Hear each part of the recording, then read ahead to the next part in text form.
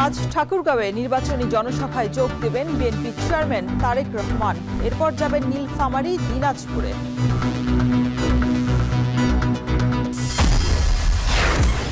হবিগঞ্জে নির্বাচনী জনসভায় যোগ দিলেন জামায়াতের আমির ডক্টর শফিকুর রহমান। এরপর যাবেন মৌলভীবাজার, সিলেটে।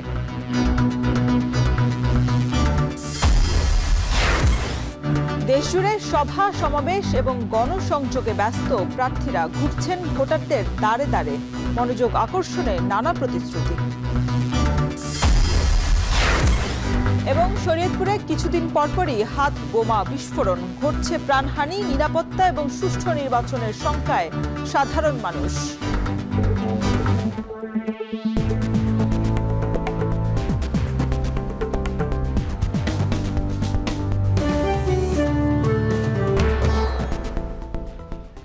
স্বাগত এখন জনপথে। পুরো আয়োজনে সঙ্গে থাকবো শরীফ রওশন।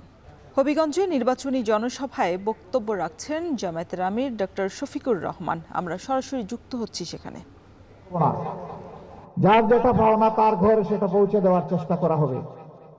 এই টাকা আমরা যদি সরকারে যাই, এটা আমাদের বাপদাদার টাকা নয়। এই টাকা 18 কোটি মানুষের টাকা। 18 কোটি মানুষের টাকা 18 কোটি মানুষের জন্যই ব্যয় করা হবে ইনশাআল্লাহ। এখানে মেডিকেল কলেজ হয়েছে, এখনো পূর্ণাঙ্গ হাসপাতাল হয়নি, নিজস্ব ক্যাম্পাস গড়ে উঠেনি, দাঁড় করা ক্যাম্পাসে চলছে। দিন তো অনেক চলে গেল, বছরও অনেক চলে গেল।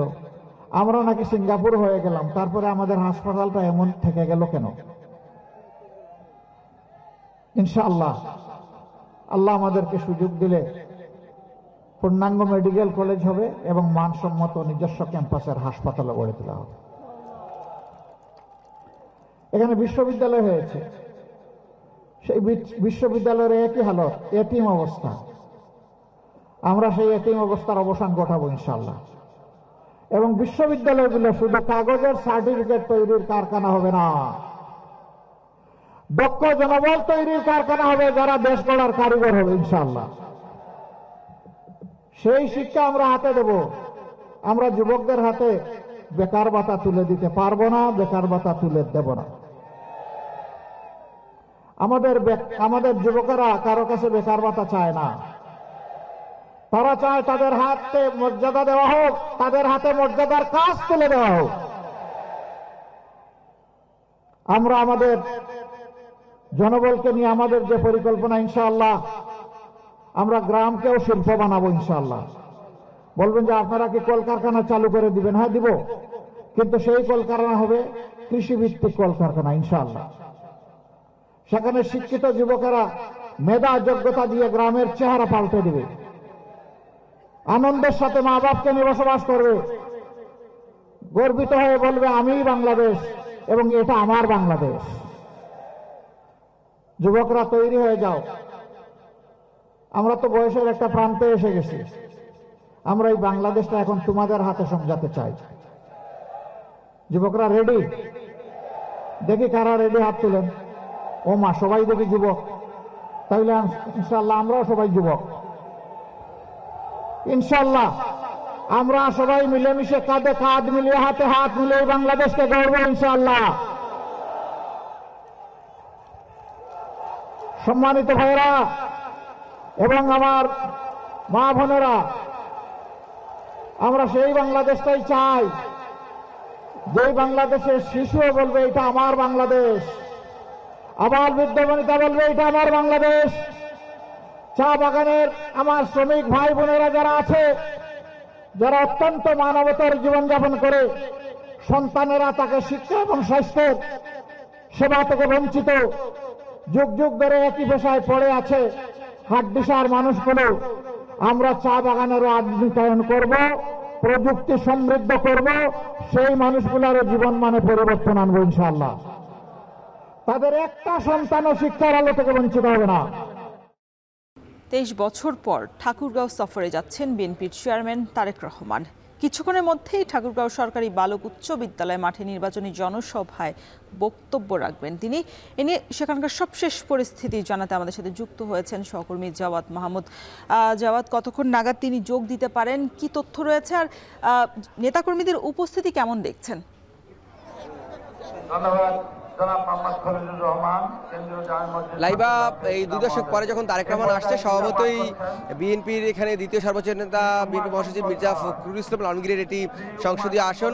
সেই জন্য এখানকার যারা বিএনপি নেতাকর্মী রয়েছে, পাশাপাশি যারা সমর্থক রয়েছেন, তাদের মধ্যে একটি আলাদা উচ্ছ্বাস উদ্দীপনা লক্ষ্য করা যাচ্ছে।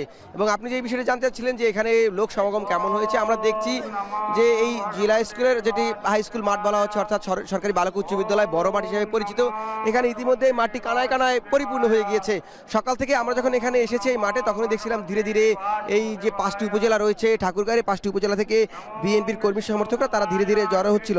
এবং একই সাথে শুধু আজকে ঠাকুরগাঁয়ের 3টি সংসদীয় আসন নয়, পাশাপাশি আরও 3টি বিশেষ করে পঞ্চগড় এবং পঞ্চগড়ের দুইটি আসনের সংসদ সদস্য এখানে আসবেন, যারা বিএনপি মনোনীত প্রার্থী সংসদ সদস্য তারা এখানে আসবেন এবং প্রার্থী তারা তাদেরকে পরিচয় করিয়ে দিবেন তারেক রহমান এবং তাদের পক্ষে ভোট চাইবেন। পাশাপাশি ঠাকুরগাঁওবাসী তারা যেহেতু তারেক রহমান আসবেন এবং যদি বিএনপি সরকার গঠন করতে পারে, তাদের কাছে দাবি জানাবেন ঠাকুরগাঁওবাসী যে এখানে যেই বন্ধ বিমানবন্দরটি রয়েছে সেটির জন্য পুনরায় চালু করা হয়। এখানে একটি পাবলিক বিশ্ববিদ্যালয় অর্থাৎ একটি পূর্ণাঙ্গ বিশ্ববিদ্যালয়ের দাবি এই এলাকার মানুষজনেরা আছে, তারা বলছে যে তারা একটি বিশ্ববিদ্যালয় দাবি এখানে করবেন। পাশাপাশি একটি মেডিকেল বিশ্ববিদ্যালয় কলেজেরও এখানে দাবি রয়েছেন। এবং আপনি জানেন যেহেতু ঠাকুরগাঁও অঞ্চলে একটি কৃষি নির্ভর এলাকা এবং কৃষি অর্থনীতির একটি জায়গা রয়েছে, সেক্ষেত্রে কৃষি পণ্যজাত শিল্প যাতে এখানে সংরক্ষণ করা যায়, পাশাপাশি আমদানি রপ্তানির যে বিষয়টি রয়েছে সেটি যেন আরও গতি আনা যায়, সেই বিষয়টি যে কৃষি শিল্প কারখানা করার জন্য এখানে তারা আসলে দাবি জানাবেন। পাশাপাশি এখানে ইপিজেড তৈরির জন্য যাতে এখানে বেকার সমস্যা রয়েছে, সেই বেকার সমস্যার সমাধানের জন্য যে একটি ইপিজেড যাতে এখানে নির্মাণ করা হয়, প্রতিষ্ঠা করা হয়, সেই দাবিটি তারেক রহমানকে জানাবেন। এবং মনে করছেন যে তারেক রহমান এই যে এখানে যে আসবেন, সেই জায়গাটিতে বিএনপির এই এলাকায় তাদের নির্বাচনী অর্থাৎ ব্যালটের বাক্সে তাদের অবস্থানটা আরও জোরদার করবে। এবং আজকে তারেক রহমান তারা যেটি প্রত্যাশা করছেন, যে এই যে যেটি বলছিলাম ইপিজেড, পূর্ণাঙ্গ বিশ্ববিদ্যালয়, মেডিকেল কলেজ, বিশ্ববিদ্যালয়, এই দাবিগুলো তারেক রহমান তাদের সামনে মেনে নেবেন বা তাদেরকে প্রতিশ্রুতি দিবেন বলে তারা মনে করছেন। এই ছিল এখন পর্যন্ত ঠাকুরগাঁও সরকারি বালক উচ্চ বিদ্যালয়ের মাঠ থেকে তারেক রহমানের নির্বাচনী জনসভার সবশেষ। আমাদের সাথে যুক্ত ছিলেন সহকর্মী জিয়াওয়াত মাহমুদ। হবিগঞ্জের পর মৌলভীবাজারের কুলাউড়ায় নির্বাচনী জনসভায় অংশ নেবেন জামায়াতের আমির ডক্টর শফিকুর রহমান। এরই মধ্যে উপজেলার নবীন চন্দ্র উচ্চ বিদ্যালয় মাঠে জনসভায় সমবেত হতে শুরু করেছেন নেতাকর্মীরা। সেখানকার সবশেষ পরিস্থিতি জানাতে যুক্ত হয়েছেন গোলজার আহমেদ। গোলজার, কিছুক্ষণের মধ্যেই তো তিনি হবিগঞ্জ থেকে মৌলভীবাজারে পৌঁছাবেন। জনসভার প্রস্তুতি কেমন দেখছেন, আর নেতাকর্মীরাই বা কি বলছেন? দেখেন, আসলে জামায়াতের আমির ডাক্তার শফিকুর রহমানের যে নির্বাচনী জনসভা এবার প্রথমবারের মতো ত্রয়োদশ জাতীয় সংসদ নির্বাচনে তার জন্মভূমি কুলাউড়াতে অনুষ্ঠিত হচ্ছে। ইতিমধ্যে যে কুলাউড়া উপজেলার যে নবীনচন্দ্র উচ্চ বিদ্যালয় মাঠ লোকারণ্য হয়ে উঠেছে এবং আমরা যদি একটু দেখাই পেছনটা, যে হাজার হাজার আসলে কর্মী সমর্থক এখানে ইতিমধ্যে এসে উপস্থিত হয়েছেন। এবং এখানে শুধুমাত্র জামায়াতে ইসলামের নেতাকর্মী ছাড়াও 11 দলীয় জোটের যে অন্যান্য নেতাকর্মী যারা আছেন তারা সবাই উপস্থিত হয়েছেন এখানে। এই জনসভাকে কেন্দ্র করে ইতিমধ্যে আমরা দেখেছি সকাল থেকেই মূলত মৌলভীবাজার জেলার বিভিন্ন উপজেলা থেকে তাদের যে দলীয় নেতাকর্মী আছেন তারা এসে সকাল থেকে এখানে অপেক্ষা করছেন যে জামাতের আমির ডাক্তার শফিকুর রহমান এসে পৌঁছাবেন এবং তাদের মধ্যে এই যে নির্বাচনী যে আশ্বাস বা নির্বাচনী যে প্রচারণার যে কথাবার্তা সেটি শোনার জন্য তারা উন্মুখ হয়ে বসে আছেন। এবং আজকে মূলত হবিগঞ্জ দিয়ে শুরু হয়েছে জামাতের আমিরের আজকের যে প্রচারণা এবং জনসভায়, এটি মৌলভীবাজার হয়ে তিনি সিলেটে যাবেন এবং সিলেটে বিকেল 2:30টায় আলিয়া মাদ্রাসা মাঠে যে ঐতিহাসিক জনসভা সেখানে অনুষ্ঠিত হবে। এবং এখান থেকে যারা আসলে 11 দলীয় জোটের প্রার্থী যারা আছেন, আমিরের মুখ থেকে তারা তাদের দলীয় যে নির্দেশনা কিংবা প্রচারণা মানুষের জন্য আসলে তাদের যে কথাবার্তা আছে সেগুলো শোনার জন্য অনেক সাধারণ মানুষও এখানে আসলে উপস্থিত হয়েছেন। এবং এই জনসভাকে সাফল্য করে তুলতে ইতিমধ্যে এখানকার উপজেলার যে নেতৃবৃন্দ যারা আছেন অনেকেই আসলে বিগত 2 দিন থেকে তারা আপনার চেষ্টা চালিয়ে যাচ্ছিলেন যাতে সমাবেশটি সফল হয়। এবং ইতিমধ্যে আমরা দেখতে পাচ্ছি যে হাজার হাজার নেতাকর্মী এখানে এই মাঠে উপস্থিত হয়েছেন। কিছুক্ষণের মধ্যেই সকাল 11:30টার পরে জামায়াতের আমির ডাক্তার শফিকুর রহমান তিনি এখানে প্রধান অতিথির বক্তব্য রাখবেন। তো এই হচ্ছে মৌলভীবাজারের যে কুলাউড়া থেকে আমার কাছে আজকের জনসভার সর্বশেষ তথ্য। মৌলভীবাজারে জামায়াতের আমিরের জনসভার সবশেষ খবর জানাচ্ছিলেন সহকর্মী গোলজার আহমেদ।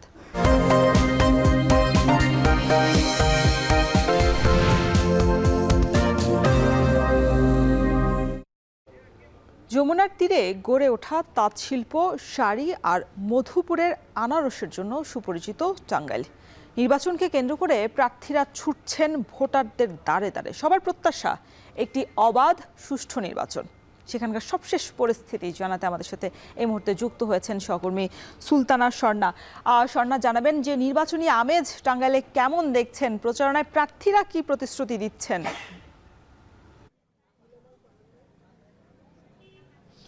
রওশন, টাঙ্গাইলের রাজনৈতিক পারদ যদি বলি, ত্রয়োদশ জাতীয় সংসদ নির্বাচনকে কেন্দ্র করে এখন তুঙ্গে, সর্বত্রই বইছে ভোটের হাওয়া। এবং তার পাশাপাশি জানিয়ে রাখতে চাই, আমরা বর্তমানে অবস্থান করছি টাঙ্গাইল ৬ আসনে।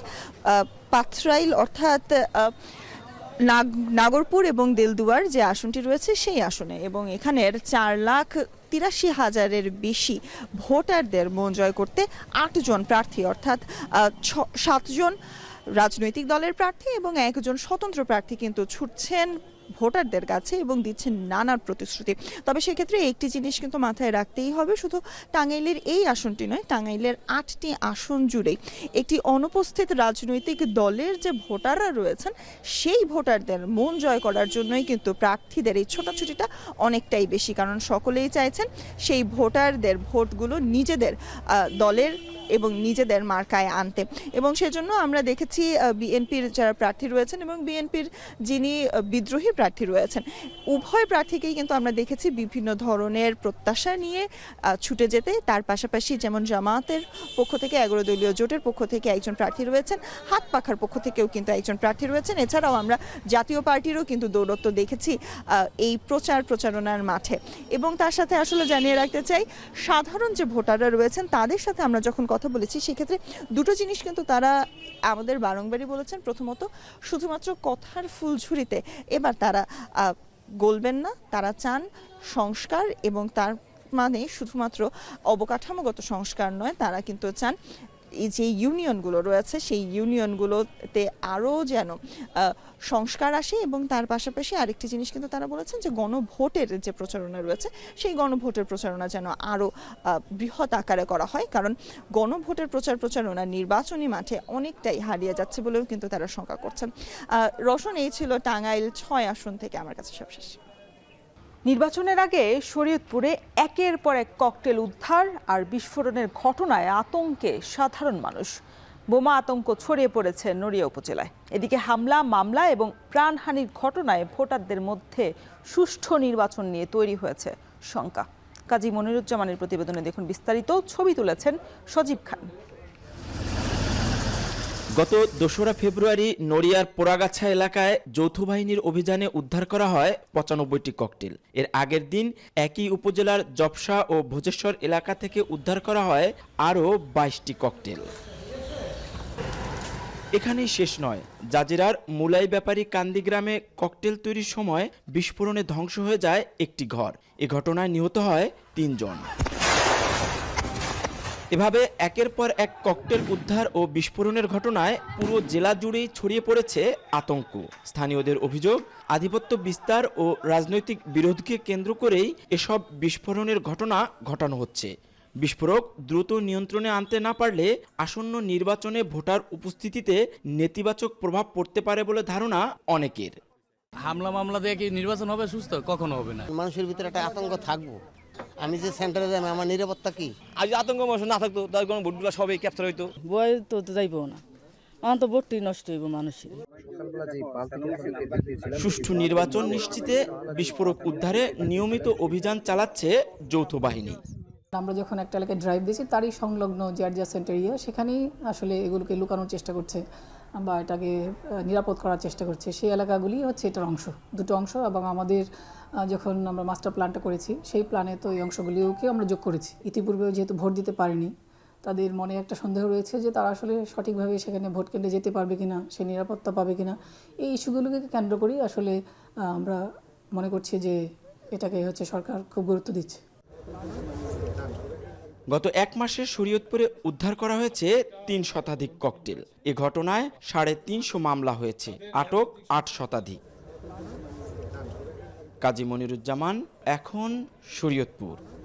শেষ মুহূর্তে প্রচারণায় ব্যস্ত চট্টগ্রামের 16টি সংসদীয় আসনের প্রার্থীরা। রাজপথ, অলিগলি, হাটবাজার সর্বত্রই উন্নয়নের প্রতিশ্রুতি নিয়ে চষে বেড়াচ্ছেন প্রার্থীরা। নির্বাচনী প্রচারণার আরও খবর জানাতে চট্টগ্রাম 8 সংসদীয় আসনের ভদ্দার হাট থেকে যুক্ত হয়েছেন কাজী মাহফুজ। মাহফুজ, নির্বাচনী প্রচারণায় তো ভোটারদের দাঁড়ে দাঁড়ে ঘুরছেন প্রার্থীরা, কি প্রতিশ্রুতি দিচ্ছেন তারা?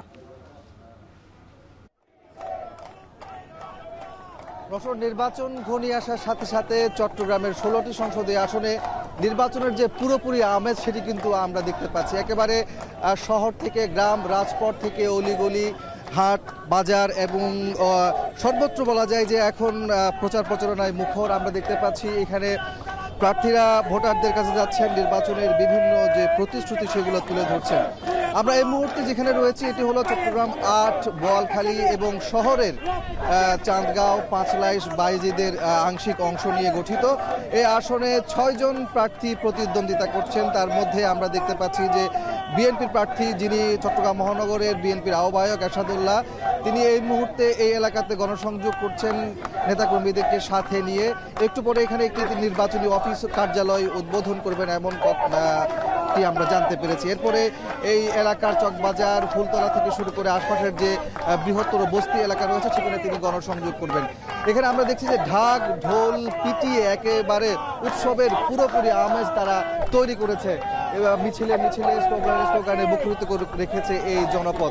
আপনাকে বলে রাখি যে চট্টগ্রামের এই সংসদীয় আসনের মোটা দাগের যে কয়েকটি সমস্যার কথা ভোটাররা প্রার্থীদের কাছে তুলে ধরছে, তার মধ্যে অন্যতম তাদের প্রধান চাওয়া হচ্ছে কালুরঘাট সেতু নির্মাণ করা। দীর্ঘদিন ধরে কিন্তু এই কালুরঘাট সেতু নির্মাণের দাবি করছিল স্থানীয়রা, এবং এখানে যারা প্রার্থী আছেন তারাও এবারে যিনি নির্বাচিত হবেন তিনি এই কালুরঘাট সেতু নির্মাণের জন্য প্রতিশ্রুতি দিচ্ছেন। একই সাথে স্থানীয় যে সমস্যাগুলো আছে, দলীয় যে ইশতেহারগুলো আছে সেগুলো কিন্তু তারা তুলে ধরছেন ভোটারদের কাছে। তো সবকিছু মিলিয়ে বলা যায় যে চট্টগ্রামে জমে উঠেছে নির্বাচনী প্রচারণা শেষ সময়ে। রওশন, চট্টগ্রামে নির্বাচনী প্রচারণার খবর জানাচ্ছিলেন সহকর্মী কাজী মাহফুজ।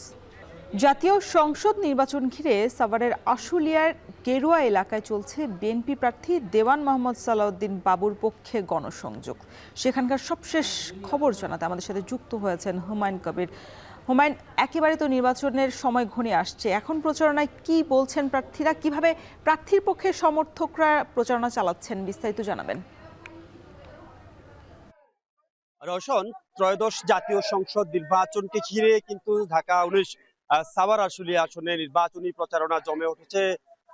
সকাল থেকে সন্ধ্যা অবধি কিন্তু প্রার্থী এবং সমর্থকরা ভোটারদের ধারে ধারে যাচ্ছেন। আমি এই মুহূর্তে রয়েছি সাভারের আশুলিয়ার যে পাথালিয়ার ইউনিয়নের গেরুয়া এলাকা। এখানে কিন্তু ভোটার যারা কর্মী সমর্থক রয়েছে তারা কিন্তু জনসংযোগ করছে। কিছুক্ষণ আগে পথসভাও ছিল, সেখান থেকে পথসভা শেষ করে তারা আসলে আবারও গণসংযোগ শুরু করছে। মানুষের ধারে ধারে যাচ্ছেন, ভোট চাচ্ছেন, পাশাপাশি তারা বিভিন্ন প্রতিশ্রুতি দিচ্ছেন কি ধরনের উন্নয়ন করা হবে সেই ধরনের উন্নয়নের প্রতিশ্রুতি এখানে দিচ্ছেন। একটু জানিয়ে রাখছি, ঢাকা 19 সাভারের আসন আসলে 7টি ইউনিয়ন, একটি পৌরসভা এবং একটি ক্যান্টনমেন্ট বোর্ড নিয়ে গঠিত। এই আসনে ভোটার রয়েছে 7,47,070 ভোট, তার মধ্যে অর্ধেকের বেশি কিন্তু নারী ভোটার রয়েছে।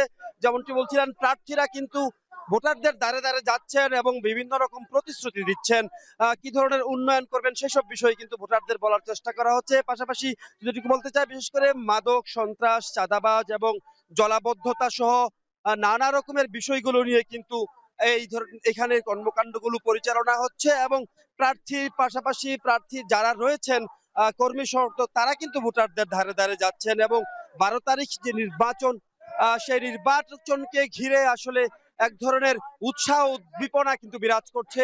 এখন ভোটাররা বলছেন তারা আসলে 17 বছর পর যে ভোট দেওয়ার সুযোগ পাচ্ছেন, সেই ভোটের সুযোগটিকে তারা কাজে লাগাতে চাচ্ছেন। তার জনকল্যাণে, সাভারের উন্নয়নে যারা কাজ করবেন তারা আসলে তেমন প্রার্থীকেই বেছে নেবেন, এমন কথাই কিন্তু বলছেন ভোটাররা। এই ছিল প্রচারণার সর্বশেষ নিয়ে আমার কাছে বিস্তারিত। সাভারের আশুলিয়ায় নির্বাচনী প্রচারণার খবর রাখছেন সহকর্মী হুমায়ুন কবির। এদিকে প্রচারণা এবং গণসংযোগে ব্যস্ত রাজশাহীর 6টি আসনের প্রার্থীরা। সেখানকার সবশেষ খবর জানাতে নগরীর বেলদারপাড়া এলাকায় আছেন সহকর্মী রাকিবুল হাসান, আমরা যুক্ত হচ্ছি তার সাথে। রাকিব, কেমন দেখছেন নির্বাচনী প্রচারণা আর প্রার্থীরা কি প্রতিশ্রুতি দিচ্ছেন ভোটারদের?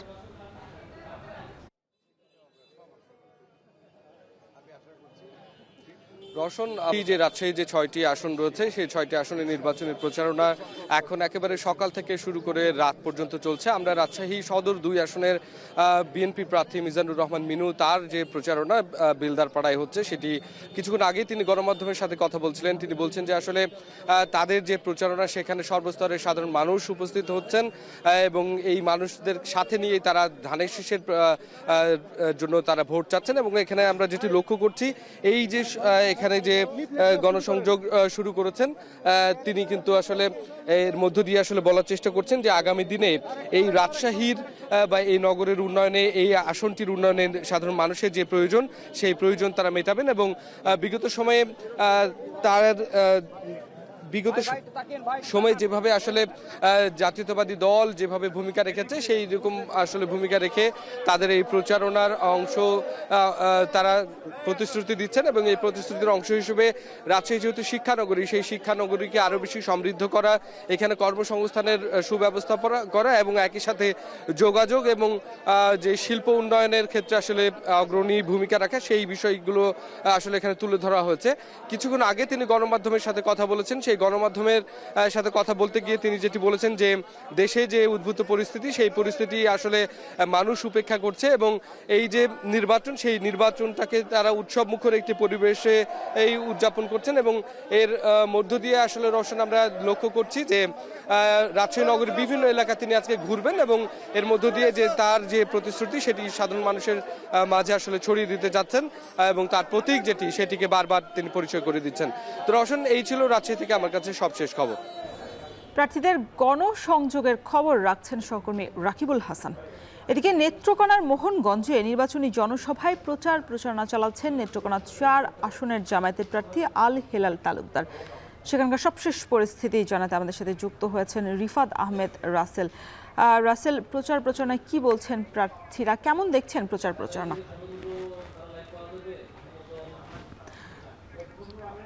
দর্শক, আমরা সৈয়দপুরে ঘুরে আসতে চাই। কিছুক্ষণ আগেই সৈয়দপুর বিমানবন্দরে নেমেছেন তারেক রহমান। আমাদের সহকর্মী মোকাররম হোসেনের সাথে আমরা যুক্ত হচ্ছি সেখানকার সবশেষ পরিস্থিতি জানতে। মোকাররম, জানাবেন যে কখন নাগাদ নির্বাচনী যে জনসভা সেখানে তারেক রহমান পৌঁছাবেন, বক্তব্য কখন রাখবেন, সবশেষ কি তথ্য রয়েছে আপনার কাছে জানাবেন। আজকে আর যে 3টি জেলায় জনসভা আছে উত্তরবঙ্গের, এটি তারেক রহমানের উত্তরবঙ্গের দ্বিতীয় দফার সফর। তফসিল ঘোষণার পর কয়েকদিন আগেও তিনি রংপুরে এসেছিলেন বা বড় একটি সমাবেশে বক্তব্য রেখেছেন। আজকে তার 3টি সূচি আছে। আমরা দেখছি তিনি নীলফামারীতে বক্তব্য রাখবেন, দিনাজপুরে বক্তব্য রাখবেন এবং ঠাকুরগাঁও বক্তব্য রাখবেন। খানিকক্ষণ আগেই তিনি সৈয়দপুর বিমানবন্দরে অবতরণ করেছেন। নভোএয়ারের একটি ফ্লাইটে তিনি অবতরণ করেছেন 11:15। এরপরে রানওয়েতে অপেক্ষা করছিল টেক্সিওয়েতে অপেক্ষা করছিল আরেকটি হেলিকপ্টার, সেখানে তিনি উঠে ঠাকুরগাঁওয়ের উদ্দেশ্যে রওনা দিয়েছেন। ঠাকুরগাঁওয়ে বেলা 12টার কিছুক্ষণ আগে পরে ওনার বক্তব্য রাখবার কথা রয়েছে। এরপরে হেলিকপ্টার যোগে উনি আসবেন নীলফামারীতে, সেখানে দুপুর 1টা থেকে 2টোর মধ্যেই মঞ্চে আসবেন এবং সেখানে নেতাকর্মীদের জন্য তিনি বক্তব্য রাখবেন। এরপরে বিকেলে দিনাজপুর আরেকটি বড় জনসভা রয়েছে, সেখানে তিনি বক্তব্য রাখবেন। এরপরে সৈয়দপুর বিমানবন্দর হয়ে ওনার ঢাকায় চলে যাবার কথা রয়েছে। আজকের এই 3টি জনসভায় নানা কারণে গুরুত্বপূর্ণ, কারণ উত্তরবঙ্গের 3টি যে জেলা, ঠাকুরগাঁও হলো বিএনপির দ্বিতীয় সর্বোচ্চ নেতা মির্জা ফখরুল ইসলাম আলমগীরের আসন, যেখানে জনসভাটি হচ্ছে, সেখানে তারেক রহমানের আগমন তার নির্বাচনের মাঠে বড় প্রভাব ফেলবে। এরপরে নীলফামারীর যে জনসভাটি হবে, এখানে নীলফামারীর 4টি আসন, তার মধ্যে নীলফামারী 1 আসন সদরের যেখানে জনসভা, সেখানে ওনাদের পারিবারিক একজন আত্মীয়, একজন প্রকৌশলী ওখানকার প্রার্থী, যিনি সম্পর্কে প্রয়াত বিএনপি চেয়ারপারসন বেগম খালেদা জিয়ার ভাগ্নে, তার আসনে বক্তব্য রাখবেন। এরপরে দিনাজপুরে প্রয়াত বিএনপি চেয়ারপারসন বেগম খালেদা জিয়ার ব্যক্তিগত চিকিৎসক অধ্যাপক AZM জাহিদের নির্বাচনী আসন হাকিমপুর ঘোড়াঘাট নিয়ে, সেখানে উনি বক্তব্য রাখবেন। এরপরে সৈয়দপুর বিমানবন্দরে তিনি চলে যাবেন। নেতাকর্মীরা বলছেন তার এই আগমন ভোটের মাঠে দারুণ প্রভাব ফেলবে এবং ইশতেহার ঘোষণার পরের দিন নতুন করে ভোটের মাঠে কি চমক নিয়ে তারেক রহমান বক্তব্য রাখেন উত্তরের মানুষের জন্য, সেটি দেখবার জন্য তারা অপেক্ষা করছেন। এই উত্তরের নির্বাচনী আসনের প্রার্থীরা তাদের নেতাকর্মীদেরকে নিয়ে মাঠে অবস্থান নিয়েছেন এবং ইতিমধ্যে কানায় কানায় পূর্ণ হয়েছে সেই মাঠগুলো। আজকের নির্বাচনী জনসভার স্থলগুলো থেকে আমরা সেই খবরও জানাবো। এই ছিল এই মুহূর্তে সৈয়দপুর থেকে তারেক রহমানের সফরের সবশেষ খবর। রংপুরে নির্বাচনী জনসভায় অংশ নিতে এর মধ্যে সৈয়দপুরে পৌঁছেছেন তারেক রহমান, সেই খবরই জানাচ্ছিলেন সহকর্মী মোকাররম হোসেন। এদিকে নেত্রকোনার মোহনগঞ্জে নির্বাচনী জনসভায় প্রচারণা চালাচ্ছেন নেত্রকোনা 4 আসনের জামায়াতের প্রার্থী আল হেলাল তালুকদার। সেখানকার সবশেষ খবর জানাতে আমাদের সাথে যুক্ত হয়েছেন রিফাত আহমেদ রাসেল। রাসেল, প্রচার প্রচারণা কেমন দেখছেন প্রার্থীদের, বিস্তারিত জানাবেন। আজকে নেত্রকোনার 4 আসনে জামায়াতে ইসলামের প্রার্থী আল হেলাল তালুকদারের এই নির্বাচনী প্রচার প্রচারণায় কিন্তু ইতিমধ্যেই যে হাওর অধ্যুষিত এই উপজেলার যেই নেতাকর্মীরা রয়েছে তারা কিন্তু ইতিমধ্যে এই জনসভা স্থলে আসতে শুরু করেছে। আমরা সকাল থেকেই দেখেছি জামায়াতে ইসলামীর এই সমাবেশকে কেন্দ্র করে বিশেষ করে নেত্রকোনা এই 4 আসনের মদন মোহনগঞ্জ এবং খালিয়াজুড়ির এই 3টি উপজেলার একেবারে প্রান্তিক পর্যায়ে যারা কৃষক রয়েছে বা যারা জামায়াতে ইসলামীর নেতা বা সমর্থক রয়েছে তারা কিন্তু আজকে এই পুরো মোহনগঞ্জের পৌর পার্কে এসেছেন এবং ইতিমধ্যে কিন্তু আমার ঠিক পেছনে কিন্তু জামায়াতে ইসলামীর যে জনসভা সেই জনসভা শুরু হয়েছে। ইতিমধ্যে নেতাকর্মীরা বক্তব্য রাখছেন এবং হাওর অধ্যুষিত এই এলাকা বরাবরই বিএনপি এবং জামাতের ঘাঁটি হিসেবে পরিচিত, বিএনপি এবং আওয়ামী লীগের ঘাঁটি হিসেবে পরিচিত ছিল। সেই ঘাঁটি ভেঙে দিয়ে এবার জামাতের যিনি প্রার্থী রয়েছেন আল হেলাল তালুকদার তিনি কিন্তু প্রচার প্রচারণা চালিয়ে যাচ্ছেন এবং এই আসনটি তিনি তার দখলে নেওয়ার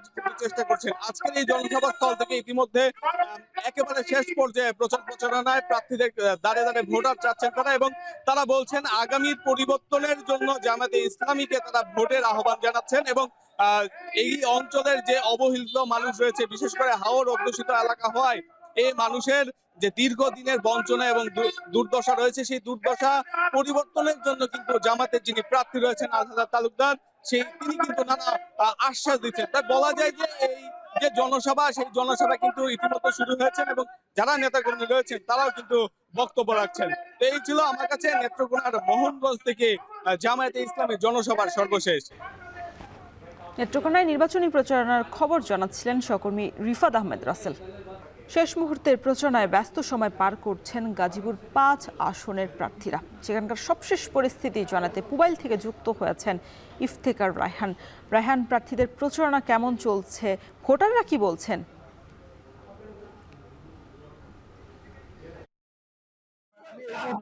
গাজীপুরের পুবাইলে অর্থাৎ এটি মূলত গাজীপুরের 5 এই আসনে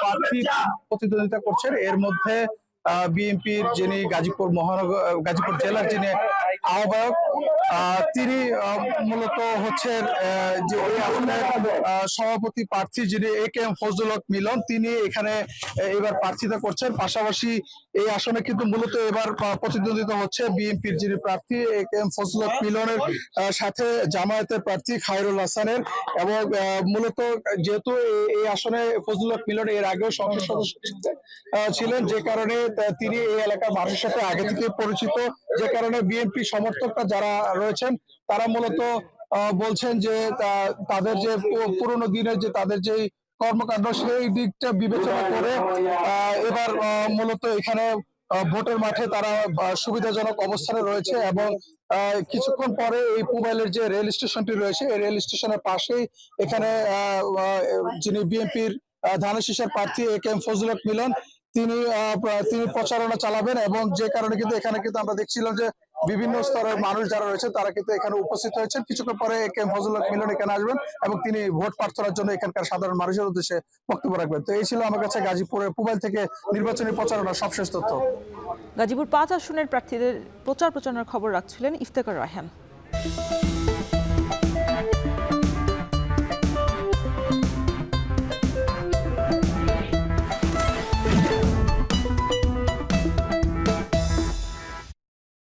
আসন্ন নির্বাচন ঘিরে পাহাড়ি জেলা বান্দরবানে বইছে নির্বাচনী হাওয়া। জেলার ভোটারের অর্ধেকই নারী ভোটার। তারা এবার নির্বাচন নিয়ে ভাবছেন ভিন্নভাবে। রিজভির হাতের প্রতিবেদনে দেখুন বিস্তারিত। বান্দরবান, রাঙামাটি ও খাগড়াছড়ি এই 3 পাহাড়ি জনপদ নিয়ে 1860 সালে গোড়াপত্তন হয় নৈসর্গিক পার্বত্য চট্টগ্রাম জেলার। কিন্তু ভৌগোলিক অবস্থার অজুহাতে 1.5 শতাব্দী প্রাচীন এই জনপদ এখনো বৈষম্য আর অবহেলার শেকলে বন্দী। তবে 24শে জুলাই বিপ্লবে বদলে যাওয়া নতুন বাংলাদেশে নারী ভোটারদের ভাবনায় এসেছে পরিবর্তন। তারা নিরাপত্তা, শিক্ষা, স্বাস্থ্যসেবা, শিল্পায়ন, কর্মসংস্থান, নারী বান্ধব সরকার এবং ব্যবসা বান্ধব পরিবেশ চান। শিক্ষা, কর্মসংস্থান, সংস্কৃতি এবং জীবনমান উন্নয়নে কাজ করবেন এমন ব্যক্তিকে আমি ভোট দিব। নারী প্রতি বান্ধব বা আমরা ভালোভাবে চলাফেরা করতে পারবো, আমাদের কোনো অসুবিধা হবে না এমন প্রার্থীকে ভোট দিব। চিকিৎসার ব্যবস্থাটা অত ভালো না, যদি চিকিৎসার ব্যবস্থাটা ভালো করে দেয় তাহলে আমরা ওইরকম মানুষকেই ভোট দিব। জাতীয় উন্নয়নে নারীদের সমান অংশীদারিত্ব নিশ্চিত করতে হলে তাদের অধিকার ও সুযোগ নিশ্চিত করতে হবে বলে মনে করেন তারা। নারী উদ্যোক্তারা তাদের নিজস্ব কর্ম করে, সেই সব নিয়ে তারা যেন সুন্দরভাবে একটি রাষ্ট্রে বসবাস করতে পারে, তাদের কর্মসংস্থানের অধিকার নিশ্চিত করে তারা যেন চলতে পারে সকলের সাথে। যে সরকার নারীদের জন্য, নারীদের উপকারে আসবে, নারীদেরকে নিয়ে কাজ করবে, নারীদেরকে সাহায্য করবে, নারীরা যে বিভিন্ন ধরনের কাজকর্ম, যে নারীদের যে দক্ষতা আছে এই দক্ষতাকে উপস্থাপন করবে পুরো দেশ বিশ্ব দেশে, এরকম সরকার একটা চাই আমরা। প্রচুর সম্ভাবনার উর্বর এই পার্বত্য ভূমিতে নারীদের হাত ধরে বহুকালের আরাধ্য অর্থনৈতিক মুক্তি ও সমৃদ্ধির চাষাবাদ ছড়িয়ে পড়বে, এমনটাই প্রত্যাশা পাহাড়ের নারীদের। এখন বান্দরবন। ইনকিলাব মঞ্চের আন্দোলনকারীদের উপর পুলিশি তাণ্ডবকে নির্বাচন ঘিরে ষড়যন্ত্রের আভাস বলে জানিয়েছেন এবি পার্টির চেয়ারম্যান মুজিবুর রহমান মঞ্জু। সকালে ফেনীতে এক সাইকেল র্যালিতে যোগ দিয়ে তিনি কথা বলেন। এ সময় পুলিশের হিংসাত্মক মনোভাবে ইচ্ছাকৃতভাবে এই ধরনের ঘটনা হয়েছে বলে অভিযোগ করেন তিনি। একই সঙ্গে প্রশাসন একদিকে ঝুঁকে পড়েছে বলে উল্লেখ করা হয়। এমন লক্ষণ দেখে আরেকটা মহাবিপ্লবের শঙ্কা করছেন এবি পার্টির এই চেয়ারম্যান। এই ছিল এখন জনপদের আয়োজন। এতক্ষণ সঙ্গে থাকার জন্য সবাইকে ধন্যবাদ।